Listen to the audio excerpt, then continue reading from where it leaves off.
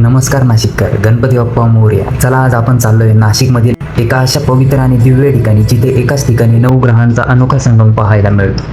आणि समोर दिसतं बाप्पाचा एक महाकाय मूर्ती. आपण डोळ्यासमोर उभी असलेली ही 42 फूट चतुर्मुखी गणेश मूर्ती पाहताना अंगावर काटा आल्याशिवाय राहत नाही.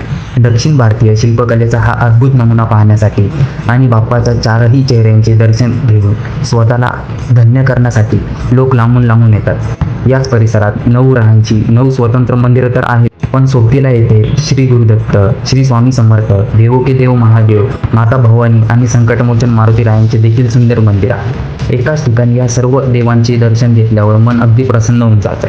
आणि फक्त अध्यात्मच नाही तर इथे आल्यावर आपल्या वेगवेगळ्या प्रकारची आणि विविध जातीची सुंदर झाडे बघायला मिळतात.